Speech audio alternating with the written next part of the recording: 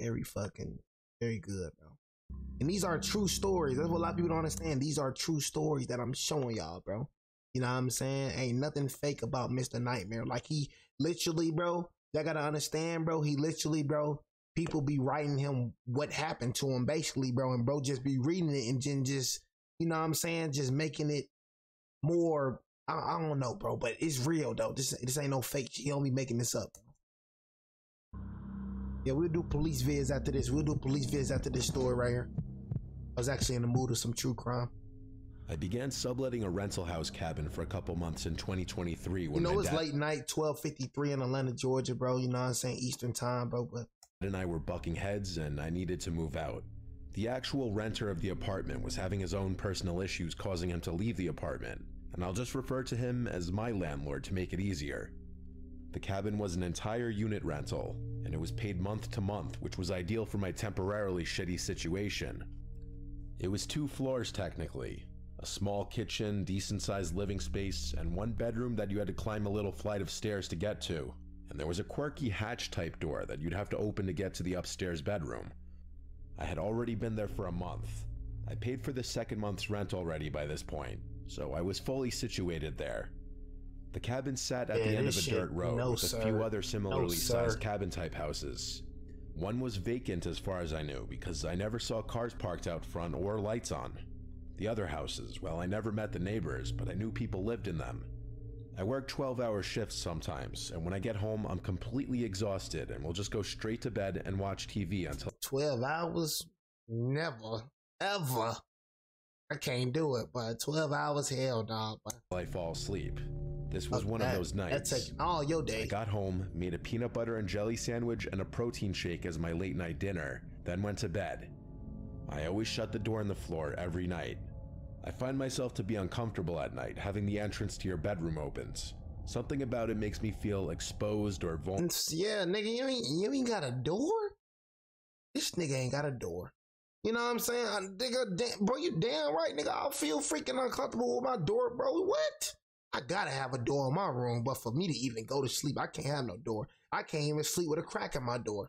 The hell is you talking about? I can't even sleep. Am I the only one, bro, that feels like I cannot stand cracks in my door? I've been like that since I've been a little kid, bro.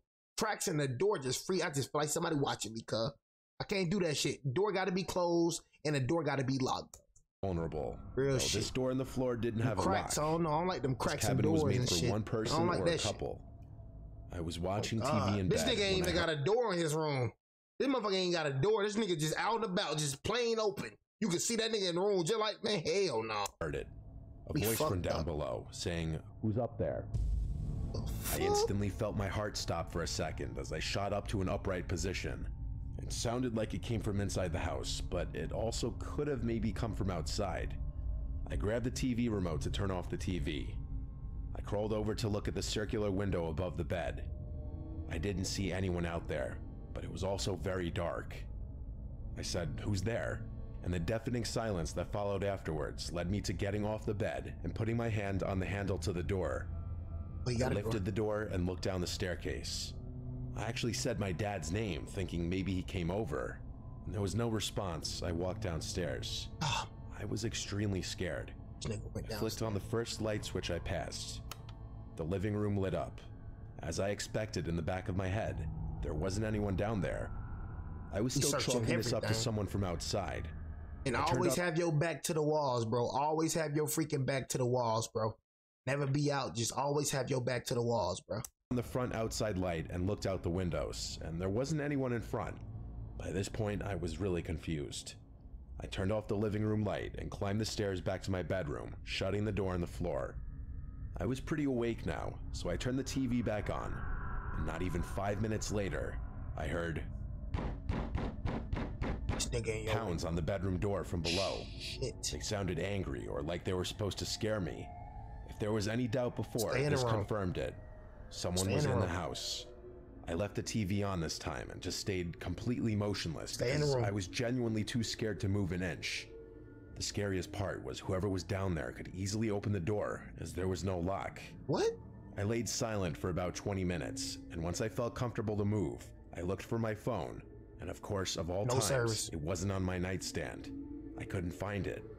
I may have left it downstairs. That nigga took your phone. So I opened the door of my bedroom and looked down the stairs. Man, fuck With that the phone. constantly changing light from the TV screen, I could see just a little bit down the stairs to the living room.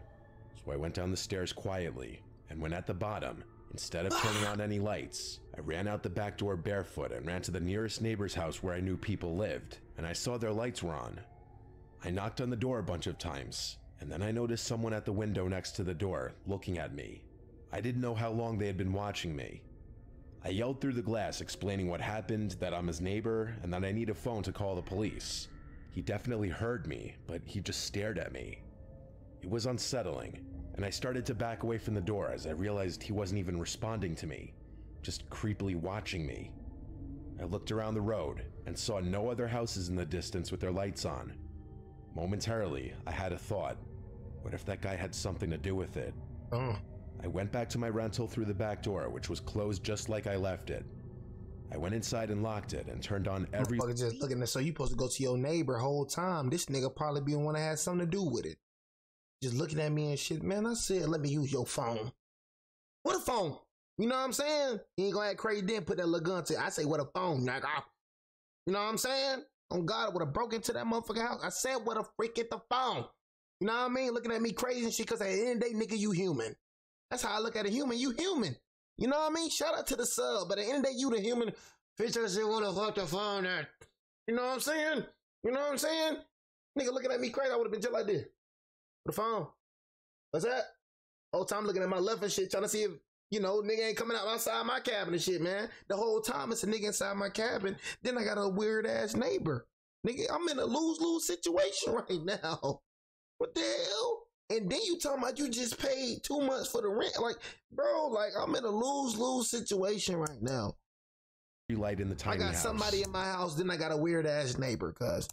I looked not only for an intruder, but my phone downstairs. And I finally found my phone in my car when I thought to look there. Get the fuck out. I was so tired earlier that I left it in the center console.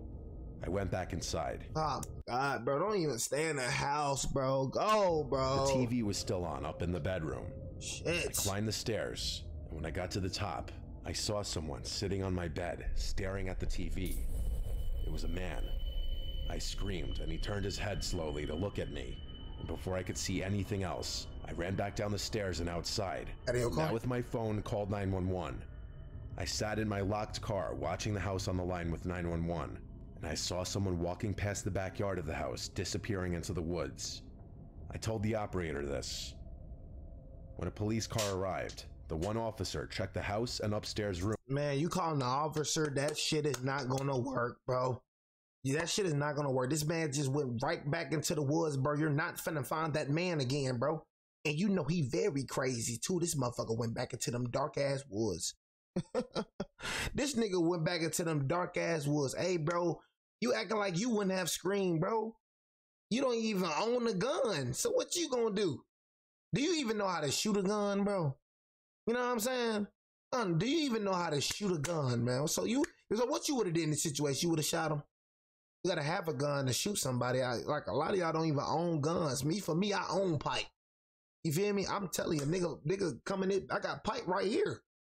My pipe is right here. I'm not finna show y'all, cause like I said, pipe right here. This shit always close to me. Every time I'm recording, this shit right next to me, gang. You know what I'm saying? Like. Room after I told him that I saw someone, most likely the intruder, walk away into the woods. Cause you're a little kid, man. You don't know what you would have did. You're a little kid.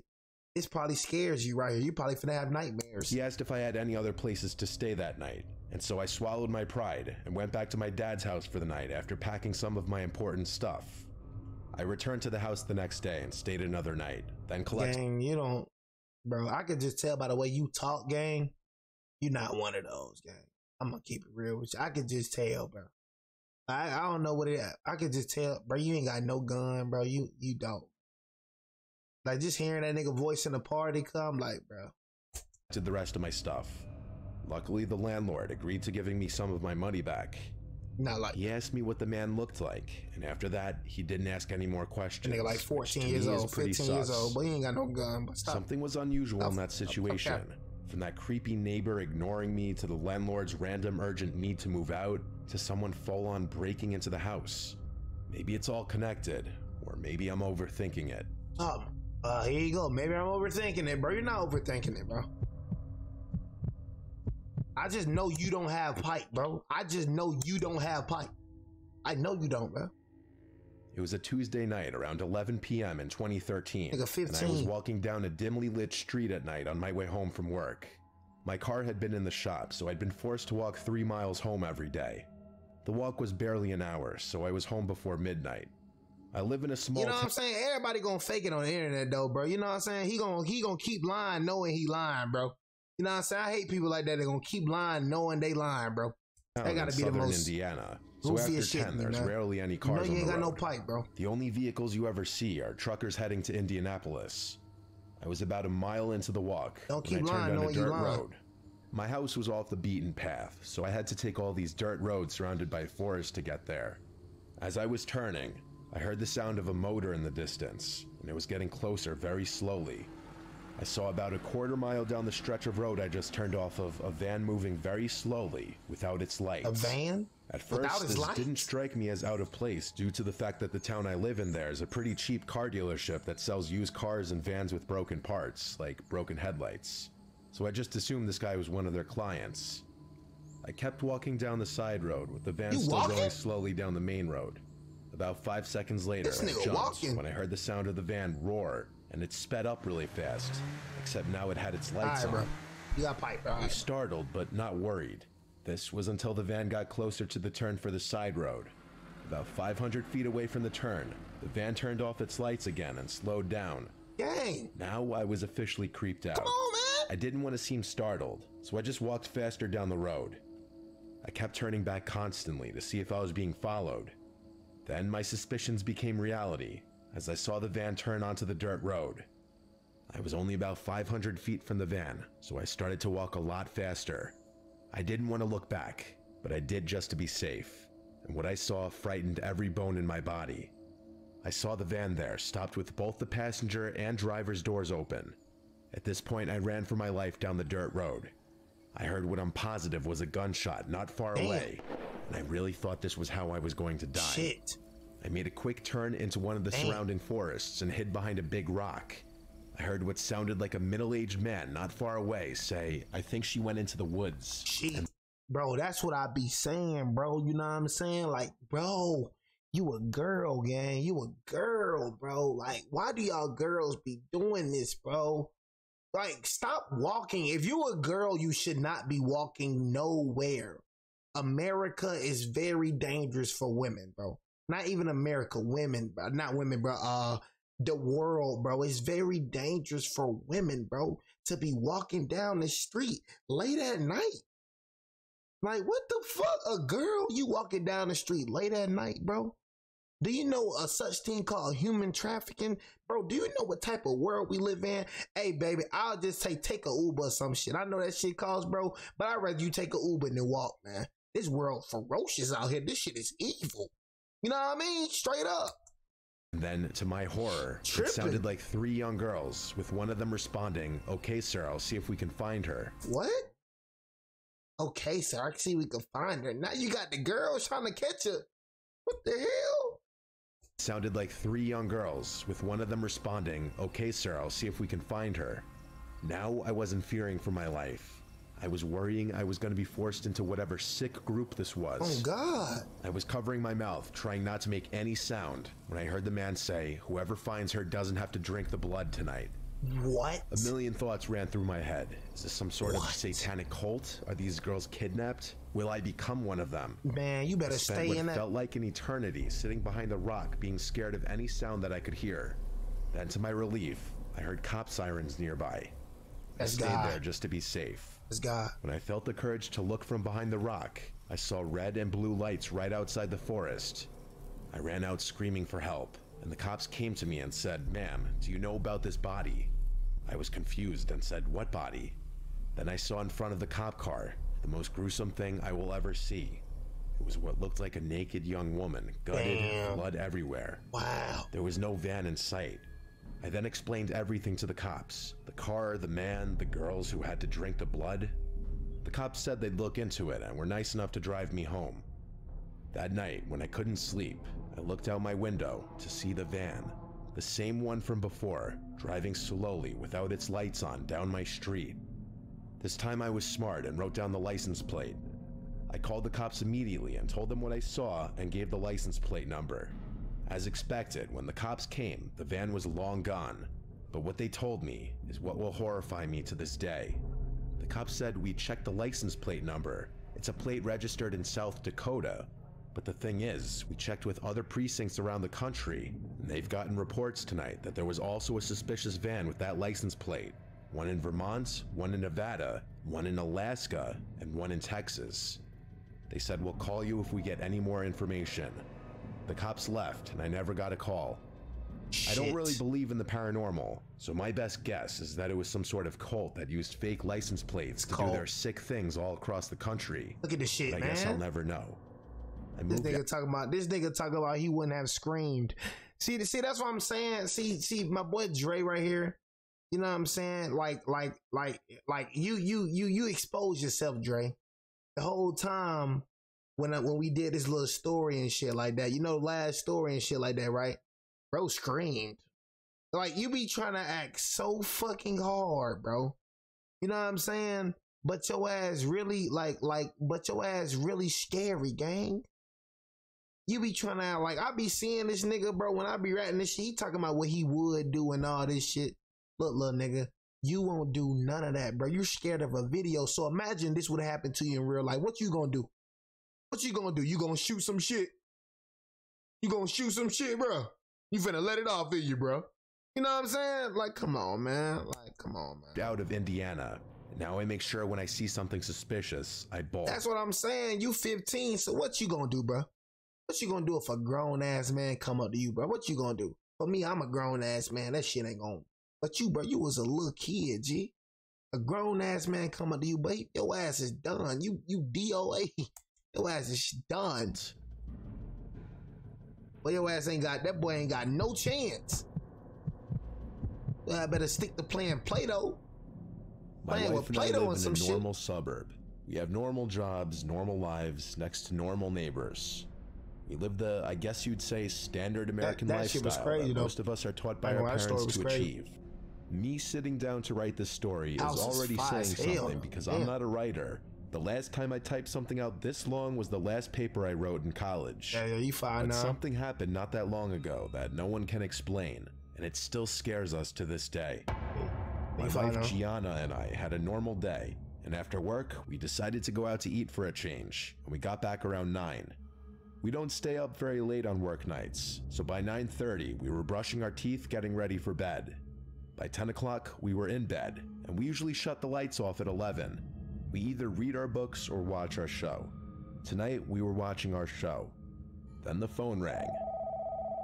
Gianna told me not to answer it. Anyone calling at this hour can't be good news. I agreed with her, but for that reason, I said I should pick it up in case it's an emergency.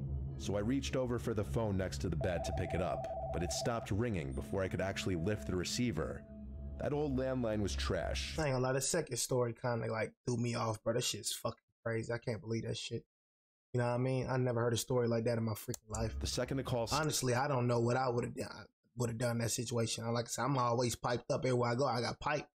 But it's like, damn, though. You know what I'm saying? Like, I mean, you gotta realize, like I said, you just having pipe that just got you an advantage, bro. Like, you know what I mean? Let one shot off, bro. Them folks finna run, bro. Them folks ain't finna mess with your ass, bro. So really, all you gotta do is just, you know, what that boy Tay Sav say, man? Hey, I just need 6 and I'm gonna get you gone. On God, though. The caller ID would disappear. And there wasn't a way to check the call history. I just need 6 and I'm gonna get you gone. But a few minutes later, the phone rang again. So I grabbed the phone and looked at the screen. The phone said unknown number. Gianna and I both thought that was unusual, especially past 10 o'clock. I feel that there's a generally accepted cutoff time for phone calls, and that's after 9 p.m. I didn't pick up the phone, but right after it stopped ringing, the phone rang again. Suddenly, it felt like it was an emergency. Man, answer that phone. God forbid something happened to a relative. So I picked up in a hurry. On the other end, it was the voice of my neighbor, Al. He asked me if I knew that man standing out in front of my house. What? I said, what are you talking about? He told me to go outside and hung up. What? I found it insanely bizarre the way he'd just hang up abruptly Yeah, just like hang that. up like that. Gianna's face when I Hell told her no. what Al just said was a look of fear. She said, "Don't go out there." I said, "I'm just gonna look out the window." Bro, that's what I'm saying. Just look out the window, gang. Like, come on, gang. Like, come on, bro. I went downstairs and moved the curtain a bit to look out to the front lawn. There was definitely no one standing outside. Neighbor, weird as I fuck. opened the front door and then the storm door and stepped out to the front stoop. I looked around and looked into the bushes right in front of the house. Nobody. So I got a little annoyed at the idea that Al would prank call us this late on a work night. Weird ass It nigga. also just felt a little out of character for him to do that. I went back to bed and told Gianna that no one was out there and Al was probably messing with us. She was just as confused by that as I was. Kind of weird though. It just felt bizarre. She told me to call him, and so I did. But it rang and went straight to voicemail. See what I'm saying? So I Al, left the you some voicemail weird. saying, "Hey Al, what was that call about? Give me a call back." Then the phone rang. It said unknown caller again. I picked up, and it was Al again, saying before I could even say anything, "Go outside. There's someone standing outside your house." My man's, bro, if you go outside, you is a freaking jackass. You got a weird ass neighbor, bro. That won't talk to none of my neighbors, on God. I don't talk to none of my neighbors. I don't give a fuck. He said it in a calm, slow voice. Then he hung up. I got up and said out loud, "All right, what the hell is going on?" I told Gianna to wait here. I went downstairs and back to the window. I looked through the curtain, and this time I saw someone standing right at the end of our walkway where it met the sidewalk. He had a hood over his head, effectively covering his face to just blackness. I was honestly shaken. I opened my door and said outside, "Can I help you?" Snake, The open man your just door. stood in place. Dumbass. I threatened him with calling the police. Then the house phone rang again. I closed the front door and went to the kitchen phone, and this time noticed the caller ID showed my neighbor Al's number. I picked up, and Al said in a much more normal voice, "Hey, I just got your voicemail. What was that about? I didn't call you." I was so confused. I swore to him he just called me twice, telling me about a man outside my house. He sounded even more confused than me. Then moments later, he said he doesn't see anyone outside my house. I went back out to look out the window, and that man who was standing outside my house was gone.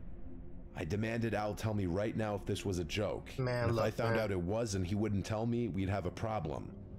Al claimed he was telling the truth, and he's not some immature prankster kind of guy. He's a very low-key, respectful person. I had to put him on speaker so Gianna could vouch for me that I wasn't going crazy, and that we did in fact get 2 calls from someone who sounded just like him. He did the same and put his wife on the phone as well to vouch for him. In the end, what could he really say though, except for it sounds like someone was pranking us. Eventually, we got off the phone, but I was no less horrified than I was before. I had to go back downstairs one more time to hang up the Oh, fuck God, man. Stop trying to be a freaking investigator, bro, and just freaking like, God dang, man. downstairs phone, and so I looked outside one more time. The man was still no longer there. None of us could ever figure out this unexplainable situation. Holy shit, man. Hey, man, I know a lot of y'all are scared as hell right now, man. But hey, man, I ain't gonna lie, that shit's crazy though, man. For real, that is crazy.